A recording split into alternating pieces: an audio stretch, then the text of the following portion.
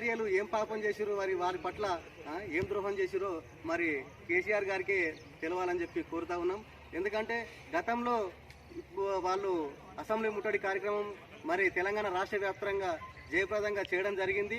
మరి తెలుగు తల్లి ఫ్లైఓవర్ దగ్గరనే మరి అసెంబ్లీ ముట్టడించకుండా అక్కడనే అడ్డుకొని మరి కేటీఆర్ గారు రావడము మరి వాళ్లకు సాధ్యమైన తొందరలోనే మరి మీకు అందరినీ ఒక స్కేల్ రూపంలోనే మరి మంచి రెగ్యులరేషన్ చేస్తామని చెప్పి చెప్తుండు. కానీ ఏదైనా సరే ఇస్తున్నా అనేటట్టుగానే పోతుంది. డబల్ బెడ్రూమ్ ఇస్తున్నా అంటాడు, అది ఇవ్వడు. దళిత బంధు ఇస్తున్నా అంటాడు, అది ఇవ్వడు. మరి అట్లనే 3 ఎకరాల పొలం ఇస్తున్నా అంటాడు, అది ఇవ్వడు. అట్లనే వీఆర్ఏలు కూడా ప్రతి ఒక్కరికి ఆశ చూపించి మరి అందరినీ లొంగ తీసుకొని మరి ఎవరు గట్టిగా మాట్లాడితే వాళ్ళని తీసుకుపోయి లోపల వేయడము మరి అట్లాంటి దౌర్భాగ్యమైన పనులు జరుగుతూ ఉన్నాయి.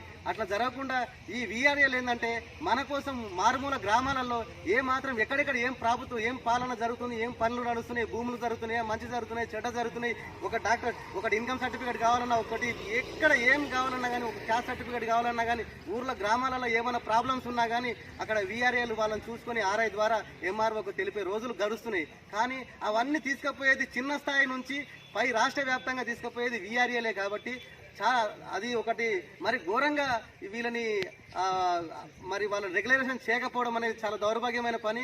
మరి సాధ్యమైన తొందరలో తెలంగాణ ప్రభుత్వం పట్టించుకొని వాళ్ళకు మాత్రం ఎట్టి పరిస్థితులలో రెగ్యులేషన్ చేయాలని చెప్పి, చేయకపోతే వికలాంగుల హక్కుల పోరాట సమితి సాధ్యమైన తొందరలో వాళ్ళకి మద్దతుగా తెలుపుతూ మరొకసారి వాళ్ళతో పాటు ప్రతి సమ్మెలో బైఠాయించి అసెంబ్లీ ముట్టడిచ్చే కార్యక్రమం కూడా మేము తీసుకుంటామని చెప్పి సభాముఖంగా తెలియజేస్తాము. అదేవిధంగా మరి రేపు జరిగే మా జాతీయ కమిటీ సమావేశంలో ఎంఆర్పిఎస్ మరి వ్యవస్థాపక అధ్యక్షులు మందకృష్ణ మాదేవ్ గారి ఆధ్వర్యంలో కూడా ఈ సమావేశాన్ని కూడా నేను తీసుకుపోయి ఈ పేపర్ స్టేట్మెంట్లు కూడా వాళ్ళ అన్నగారి ముంగట పెట్టడం జరుగుతుంది. ఎందుకంటే ఇన్ని 65 రోజులు గడిచినా కానీ మరి ఎటువంటి ప్రభుత్వానికి చీమ కుట్టినట్టు కూడా లేదు. మరి దున్నపోతు మీద నీళ్లు పోస్తే జీలకరించుకొని పోతుంది, ఆ రకంగా తయారైపోయింది. వీళ్ళు ఏం చేస్తారులే